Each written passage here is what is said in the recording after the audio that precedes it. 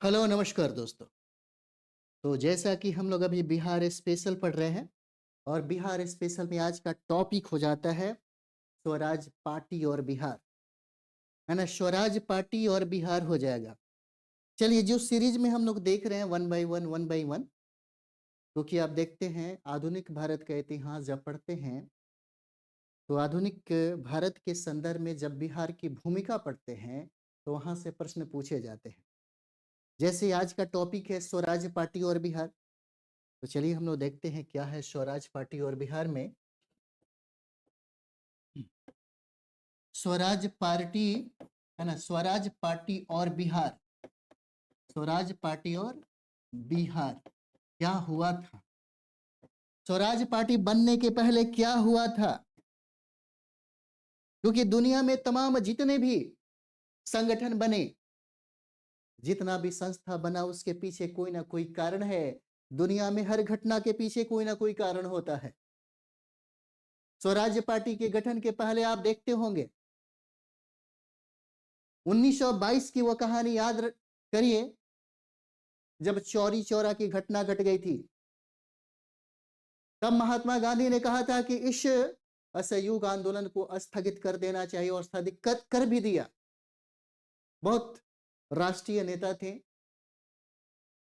जो समर्थन किया और कुछ ऐसे राष्ट्रीय नेता थे जो विरोध भी किया, और दिल में कहा जाए तो तकलीफ भी हो गया। और उन तकलीफ के वजह से कई ऐसे राष्ट्रीय नेता थे जिन्होंने कांग्रेस से अपनी सदस्यता और कांग्रेस से त्याग पत्र भी दे दिया। 1922 में ही 1922 में ही बिहार में कांग्रेस का द्वितीय अधिवेशन हुआ था। 1922 में ही, जो बार बार पूछा जाता है, 1922 में ही द्वितीय अधिवेशन हुआ था बिहार में। 1922 में बिहार में कांग्रेस का द्वितीय अधिवेशन हुआ था। कहां? गया में हुआ था, है ना। कांग्रेस का अधिवेशन हुआ था, कांग्रेस अधिवेशन। कई बार प्रश्न पूछता है द्वितीय अधिवेशन, प्रथम अधिवेशन तो पता ही होगा 1912 में। दो अधिवेशन को हमेशा याद रखिए, क्योंकि बिहार स्पेशल में ये दो जगह से बार बार प्रश्न पूछे जाते हैं। 1922 में गया अधिवेशन हुआ था। वर्तमान में गया डिस्ट्रिक्ट का नाम बदल करके गया जी रखा गया है, गया जी। 1922 में गया अधिवेशन, जो कांग्रेस अधिवेशन हुआ, इसकी अध्यक्षता सी.आर. दास ने किया था। सी.आर. दास के द्वारा इसकी अध्यक्षता की गई थी, चितरंजन दास के द्वारा। इस अधिवेशन में कांग्रेस के द्वारा विधायिका में भाग लेने का बहिष्कार का निर्णय लिया गया था। इस अधिवेशन में जब ये कांग्रेस का अधिवेशन हो रहा था, गया अधिवेशन, तो इसी में यह बात कही गई कांग्रेस के द्वारा कि विधायिका में भाग लेने का बहिष्कार किया जाए। लेकिन कौन? सी.आर. दास और मोतीलाल नेहरू विधायिका में प्रवेश के पक्ष में थे। वो चाहते थे कि विधायिका में प्रवेश करने के बाद अपनी मांग किया जाए। लेकिन यहां पर अगर हम लोग देखें, लेकिन किंतु परंतु भी देख लीजिए, लेकिन किसके द्वारा? सी.आर. दास के द्वारा। सी.आर. दास और मोतीलाल नेहरू चाहते थे, है ना, मोतीलाल नेहरू चाहते थे। कौन कौन? याद रखिए, इन्हीं लोगों के वजह से ही एक अलग पार्टी, एक नया पार्टी बना जिसका नाम है स्वराज पार्टी। सी.आर. दास चाहते थे, मोतीलाल नेहरू चाहते थे कि विधायिका में प्रवेश के पक्ष में हो। विधायिका में प्रवेश के पक्ष में थे ये लोग, है ना। विधायिका में प्रवेश के पक्ष में थे ये लोग, प्रवेश के पक्ष में ये लोग थे। और यही वजह था कि इनको लगा कि अगर हम अपनी मांग रखेंगे तो कांग्रेस हमको ये आजादी नहीं देगी। और यही वजह था कि उन्होंने 1923 में, जनवरी 1923 में, है ना, यही वजह था कि जनवरी 1923 में इन्होंने स्वराज पार्टी की स्थापना की। जनवरी 1923 में, जनवरी 1923 में इन्होंने एक नया पार्टी का गठन किया जिसका नाम है स्वराज पार्टी। स्वराज पार्टी की स्थापना की गई। कब? 1923 में हुआ था स्वराज पार्टी की स्थापना, जिसके अध्यक्ष बनाए गए थे, यहां पे अध्यक्ष बनाए गए थे सी.आर. दास, अध्यक्ष बने इसके सी.आर. दास, है ना। सी.आर. दास इसके अध्यक्ष बनाए गए 1923 में। और इसी समय सचिव बने थे कौन? मोतीलाल नेहरू सचिव बने थे। है ना। सचिव कौन बने थे? तो मोतीलाल नेहरू, है ना, मोतीलाल नेहरू सचिव बने थे। बार बार प्रश्न पूछेगा आपके एग्जाम में। 1923 में स्वराज पार्टी का स्थापना किया गया। जनवरी 1923 में इसकी स्थापना की गई, जिसके अध्यक्ष सी आर दास बनाए गए और सचिव यहाँ पे मोतीलाल नेहरू बने। इसी समय बिहार में एक ब्रांच की स्थापना किया गया 1923 में, है ना। इसी समय अगर हम लोग देखें तो एक माह के बाद ही कब, एक माह के बाद यानी कि फरवरी 1923 में ही बिहार में एक इसका ब्रांच का स्थापना किया गया स्वराज पार्टी का। फरवरी 1923 में यहीं पर एक ब्रांच स्वराज पार्टी का गठन किया गया और स्वराज पार्टी के गठन में सबसे महत्वपूर्ण भूमिका निभाया किसके द्वारा? श्री कृष्ण सिंह के द्वारा सबसे महत्वपूर्ण भूमिका निभाई गई। श्री कृष्ण सिंह के द्वारा सबसे महत्वपूर्ण भूमिका निभाया गया। यहाँ पे बिहार में फरवरी 1923 में इसकी स्थापना की गई स्वराज पार्टी का, जिसके प्रथम अध्यक्ष बनाए गए श्री नारायण प्रसाद को प्रथम अध्यक्ष बनाया गया यहाँ पे स्वराज पार्टी का, है ना। चलिए ये भी हम लोग देख लेते हैं। बिहार में प्रथम अध्यक्ष बने जब फरवरी 1923 में, है ना, फरवरी 1923 में इसका स्थापना किया गया था बिहार में स्वराज पार्टी के, है ना, जिसकी महत्वपूर्ण भूमिका किसने निभाई थी? श्री कृष्ण सिंह के द्वारा निभाया गया था, है ना। श्री कृष्ण सिंह के द्वारा निभाया गया, जिनको हम लोग बिहार केसरी के नाम से जानते हैं, है ना। बिहार केसरी कहा जाता है इनको, बिहार केसरी, है ना, बिहार केसरी। और बिहार के प्रथम सीएम बने, मुख्यमंत्री।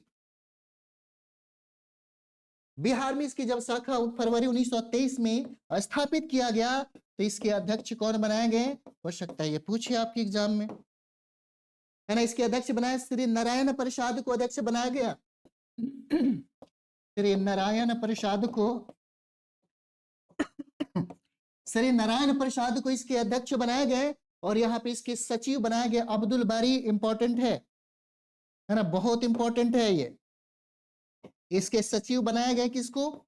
अब्दुल बारी को, है ना। अब्दुल बारी को इसका सचिव बनाया गया, इसको याद रखिएगा, बहुत इंपॉर्टेंट है। बिहार में शाखा कब? फरवरी 1923 में स्थापित किया गया बिहार में स्वराज पार्टी का, जिसमें सबसे महत्वपूर्ण भूमिका श्री कृष्ण सिंह ने निभाई थी। और यहाँ पे स्वराज पार्टी के जब गठन हुए तो इसके अध्यक्ष बनाए गए श्री नारायण प्रसाद को और इसके सचिव बने अब्दुल बारी बने, है ना। इसी के कुछ समय के बाद आप देखते हैं हमारे बिहार में बिहार सोशलिस्ट पार्टी का गठन किया गया, है ना। 1931 में बिहार सोशलिस्ट पार्टी का गठन किया गया। डेट को याद रखिएगा, बहुत इंपॉर्टेंट है। 1931 में बिहार सोशलिस्ट पार्टी का गठन किया गया, है ना। बिहार सोशलिस्ट पार्टी का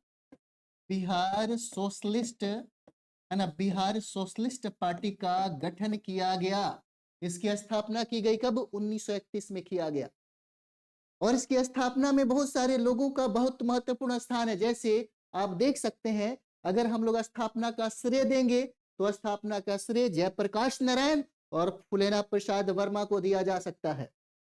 बिहार सोशलिस्ट पार्टी का गठन हुआ 1931 में हुआ, जिसकी स्थापना का श्रेय आप देख सकते हैं। स्थापना का श्रेय देख लीजिए, है ना। स्थापना का श्रेय जयप्रकाश नारायण को, है ना, जयप्रकाश नारायण को।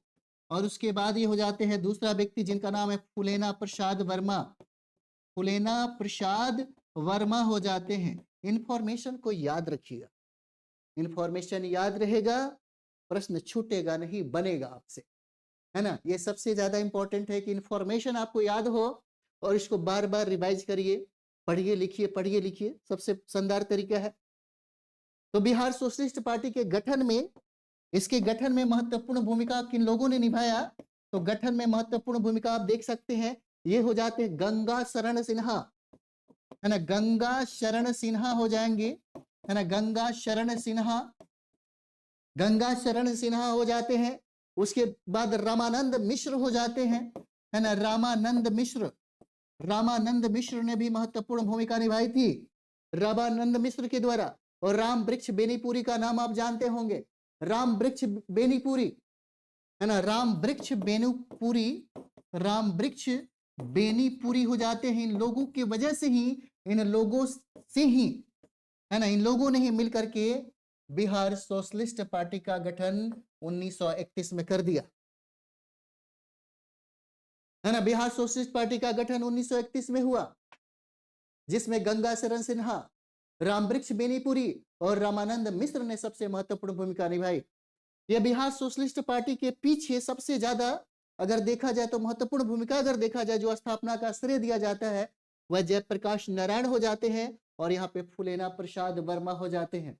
एक प्रश्न आपसे पूछता है, यही पटना का क्षेत्र था, यही पटना के क्षेत्र में, और पटना में ही अंजुमन इस्लामिया हॉल में 1934 में बिहार सोशलिस्ट पार्टी का औपचारिक रूप से गठन किया गया था।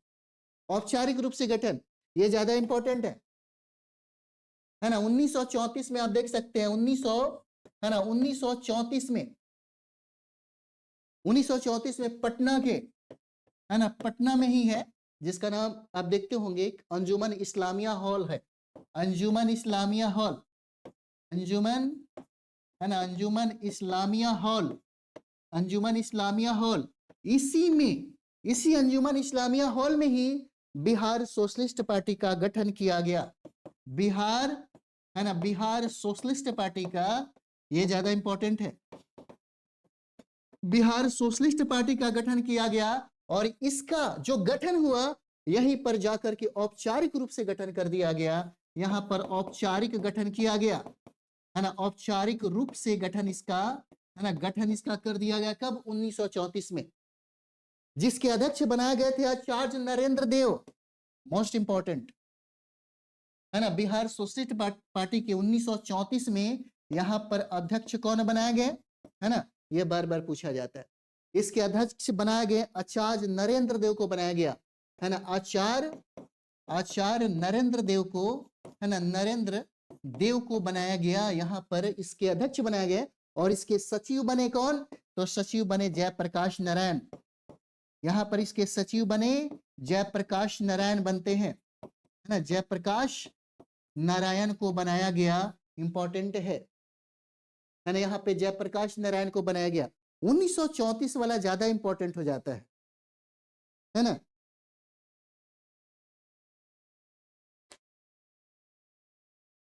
ठीक है 1934 में ये ज्यादा इंपॉर्टेंट हो जाता है। जैसे ये भी पूछा जा सकता है कि जब अंजुमन इस्लामिया हॉल में बिहार सोशलिस्ट पार्टी का औपचारिक रूप से गठन किया गया तो इस गठन के फलस्वरूप कितने लोग अन्य भी, मतलब अन्य सदस्य भी यहाँ पे शामिल थे। जैसे में अन्य सदस्यों में आप देख सकते हैं, है ना, अन्य सदस्यों में देखिए नाम याद रखना जरूरी है। अन्य सदस्य में आपके हो जाएंगे राम वृक्ष बेनीपुरी, है ना, राम वृक्ष बेनीपुरी हो जाते हैं, क्योंकि जहां भी सदस्यों का नाम है उसको तो रटना ही पड़ेगा, थोड़ा सा देखना पड़ेगा। गंगा शरण सिन्हा हो जाएंगे यहाँ पे, है ना, गंगा शरण सिन्हा भी हो जाएंगे, गंगा शरण सिन्हा भी हैं, इन्होंने भी यहाँ पर महत्वपूर्ण भूमिका निभाई। अब्दुल बारी, योगेंद्र शुक्ल का भी नाम जानते होंगे आप लोग, योगेंद्र शुक्ल, है ना, योगेंद्र शुक्ल हो जाते हैं, शुक्ल, है ना, योगेंद्र शुक्ल हो जाते हैं। और यहाँ पे हो जाएंगे अब्दुल बारी भी हैं, है ना, अब्दुल बारी, यानी कि अन्य सदस्यों में इन लोगों का नाम आता है। राम वृक्ष बेनीपुरी हो जाएंगे, गंगा शरण सिन्हा हो जाते हैं, है ना, योगेंद्र शुक्ल हो जाते हैं, अब्दुल बारी हो जाते हैं। इस चीज को याद रखिए, यहाँ पे बहुत इंपॉर्टेंट है। मतलब औपचारिक रूप से गठन कब हुआ? 1934 में। कहा? पटना के अंजुमन इस्लामिया हॉल में बिहार सोशलिस्ट पार्टी का, जिसके अध्यक्ष बनाया गया आचार्य नरेंद्र देव और इसके सचिव बने जयप्रकाश नारायण। ये बार बार पूछा जाता है, बहुत ही बीबीआई है ना, ये बार बार पूछा जाता है। उसके बाद आप देखते हैं अन्य सदस्यों में राम वृक्ष बेनीपुरी हो जाएंगे और उसके बाद गंगा शरण सिन्हा हो जाते हैं, योगेंद्र शुक्ल हो जाते हैं और यहाँ पे है अब्दुल बारी, है ना, अब्दुल बारी हो जाते हैं। अब यहाँ पर हम लोग देखेंगे एक टॉपिक और भी आ जाता है, सविनय अवज्ञा आंदोलन और बिहार। सविनय अवज्ञा आंदोलन से भी प्रश्नों की संख्या ज्यादा होती है।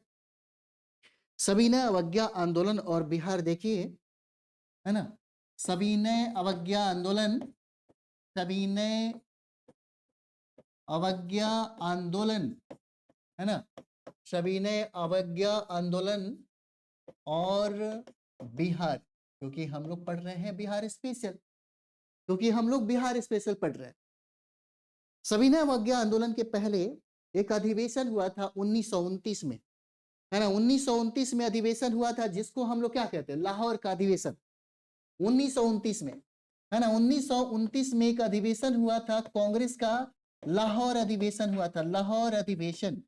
लाहौर अधिवेशन कब हुआ? तो लाहौर अधिवेशन हुआ था 1929 में, और 1929 में लाहौर अधिवेशन की अध्यक्षता, है ना, अध्यक्षता किया था जवाहरलाल नेहरू के द्वारा। जवाहरलाल नेहरू, है ना, जवाहरलाल नेहरू के द्वारा इसकी अध्यक्षता की गई थी। कई बार ये सवाल ये भी पूछा जाता है।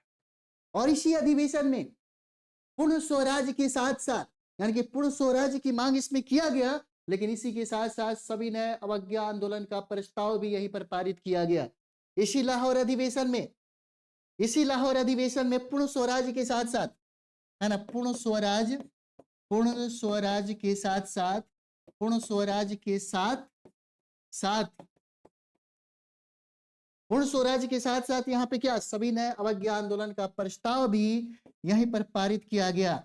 सविनय अवज्ञा आंदोलन का प्रस्ताव भी, है ना, आंदोलन का प्रस्ताव भी यहीं पर पारित किया गया।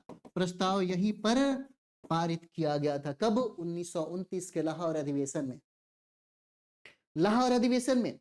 उसके बाद 26 जनवरी 1930 को, 26 जनवरी 1930 को आप देखते होंगे, है ना, 26 जनवरी 1930 को, इंफॉर्मेशन को याद रखिएगा, जरूरी है। 26 जनवरी 1930 को, 26 जनवरी 1930 को क्या हुआ था? तो 26 जनवरी 1930 को संपूर्ण भारत में स्वाधीनता दिवस मनाई गई थी। 26 जनवरी 1930 को संपूर्ण भारत में, है ना, यहीं पर संपूर्ण भारत में, संपूर्ण भारत में स्वाधीनता दिवस मनाया गया था। स्वाधीनता दिवस मनाई गई थी, है ना, दिवस यहीं पर मनाया गया था। कब? 26 जनवरी 1930 को। और ये स्वाधीनता दिवस बिहार में भी मनाया गया था इसी समय बिहार में भी, है ना, बिहार में भी स्वाधीनता दिवस मनाया गया इसी समय। कब? 26 जनवरी 1930 को। और इसी समय महात्मा गांधी के द्वारा, इसी समय महात्मा गांधी के द्वारा दांडी मार्च यात्रा प्रारंभ किया गया। इसी समय गांधी जी के द्वारा, महात्मा गांधी जी के द्वारा, है ना, ये भी देख लीजिए, गांधी जी के द्वारा इसी समय, गांधी जी के द्वारा इसी समय, है ना, इसी समय दांडी मार्च को प्रारंभ किया गया। दांडी मार्च प्रारंभ हुआ। मार्च प्रारंभ हुआ, पूछा जाता है कब प्रारंभ हुआ था? दांडी मार्च कब प्रारंभ हुआ? 12 मार्च 1930 को। कब? 12 मार्च 1930 को यह प्रारंभ हुआ, लेकिन 6 अप्रैल 1930 को दांडी में नमक कानून तोड़ा गया महात्मा गांधी के द्वारा। इसी समय, है ना, नमक कानून तोड़ा गया, नमक कानून को तोड़ा गया, कानून तोड़ा गया। कब? तो नमक कानून तोड़ा गया महात्मा गांधी के द्वारा 6 अप्रैल 1930 को। 6 अप्रैल 1930 को नमक कानून तोड़ा गया। पूछा जाता है कि दांडी मार्च यात्रा जो है यह कब प्रारंभ की गई थी? तो 12 मार्च 1930 को प्रारंभ हुआ, है ना। और महात्मा गांधी के द्वारा नमक कानून को कब तोड़ा गया? तो 6 अप्रैल 1930 को तोड़ा गया यहाँ पे। और इसी समय देखिए, इसी समय बिहार में भी नमक सत्याग्रह जो है, नमक सत्याग्रह आरंभ किया गया था। इसी समय बिहार में 15 अप्रैल 1930 को बिहार में नमक सत्याग्रह, इसी समय बिहार में नमक सत्याग्रह देखेंगे हम लोग। बिहार में नमक सत्याग्रह, है ना, बिहार में नमक सत्याग्रह प्रारंभ हुआ था। कब? 15 अप्रैल 1930 को। 15 अप्रैल, है ना, 15 अप्रैल 1930 को प्रारंभ हुआ था। बिहार में नमक सत्याग्रह प्रारंभ हुआ था। और ये सबसे ज्यादा इसका विस्तार रूप अगर देखा जाए तो सबसे ज्यादा विस्तार रूप था चंपारण और सारण जिले में। चंपारण और सारण जिले में इसका विस्तार रूप देखा जाता है बिहार में। और यहीं पर चंपारण और सारण में नमकीन मिट्टी से कानून को तोड़ा गया था। नमकीन मिट्टी लेकर के, है ना, यहीं पर देखते होंगे तो नमकीन मिट्टी लेकर के, क्योंकि यहाँ पे समुद्र तो है नहीं, महात्मा गांधी की तरह चले गए थे वहां पे दांडी में, लेकिन यहाँ पर प्रतीकात्मक रूप से नमकीन मिट्टी से ही राष्ट्रवादी नेताओं के द्वारा इस नमक कानून को तोड़ा गया था, है ना, नमक कानून को तोड़ा गया, नमक कानून तोड़ा गया था नमकीन मिट्टी से ही, है ना, इसी जगह कहा, चंपारण और सारण में किया गया था। इतना ही नहीं, इसी समय सविनय अवज्ञा आंदोलन जब प्रारंभ हो गई थी तो बिहार में भी विदेशी वस्त्रों की, जो बिहार में आप देखते होंगे, बिहार में विदेशी वस्त्रों की होली जलाई गई थी, और यहां तक कि शराब की दुकानों पर बैठकर विरोध जताया गया था। महात्मा गांधी ने यह बात कही थी कि शराब बिहार के लोगों को बहिष्कार कर देना चाहिए, है ना, लेकिन फिर बाद में बिहार के लोग शराब का सेवन करने लगते हैं। अंग्रेजी सरकार को ये बात समझ में आने लगती है कि हमारे आय में सबसे ज्यादा कमी इसी की वजह से हो रहा है। बड़ा खूबसूरत उदाहरण देकर के बिहार को फिर से झांसे में रख लिया जाता है। फिर बिहार के लोग क्या करते हैं, शराब का सेवन करने लगते हैं। इसी समय सविनय अवज्ञा आंदोलन के दौरान ही बिहार में, है ना, सविनय अवज्ञा आंदोलन के दौरान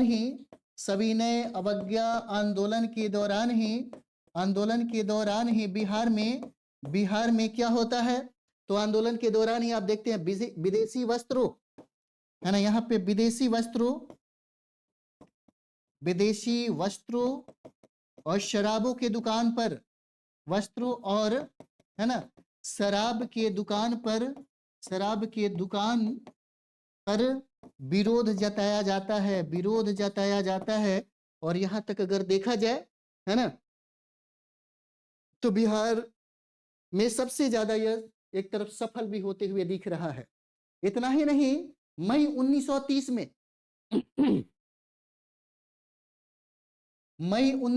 में इंपॉर्टेंट है, मई 1930 में ही स्वदेशी लीग की स्थापना की जाती है। स्वदेशी लीग की स्थापना सर अली इमाम की अध्यक्षता में किया जाता है। स्वदेशी लीग की स्थापना की जाती है इसी समय, है ना, स्वदेशी लीग की स्थापना किया जाता है सर अली इमाम की अध्यक्षता में। सर अली इमाम, है ना, सर अली इमाम की अध्यक्षता में, है ना, क्या किया जाता है, स्वदेशी लीग की स्थापना की जाती है ना, स्वदेशी लीग की स्थापना की जाती है। कब, तो ये किया जाता है मई 1930 में। और इसी दौरान आप देखते होंगे, इसी आंदोलन के दौरान नंगी हड़ताल होता है बिहार में। इसी आंदोलन के दौरान नंगी हड़ताल होता है, छपरा के कैदियों के द्वारा विदेशी वस्त्रों का बहिष्कार किया जाता है। कई बार बीपीएससी में प्रश्न पूछा है। इसी आंदोलन के दौरान हम लोग देखेंगे, है ना, इसी आंदोलन के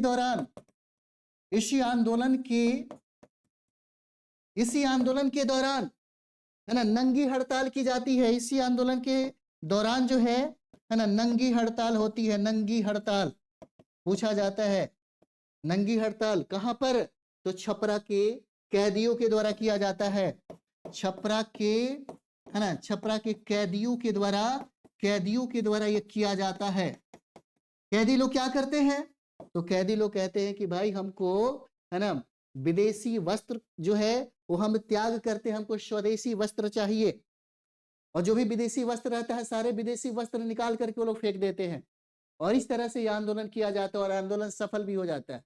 विदेशी वस्त्रों का ये लोग बहिष्कार कर देते हैं, है ना, विदेशी वस्त्रों का बहिष्कार करते हैं। देखिए ये आंदोलन हर लोग जहां भी था, सभी लोग इस भारत में राष्ट्रीय आंदोलन में कूद गए थे। कैदी भी वो चाहते थे हमारे भारत की आजादी मिले, अंग्रेजी हुकूमत से, है ना, अंग्रेजी हुकूमत की गुलामी से उनको आजादी मिले।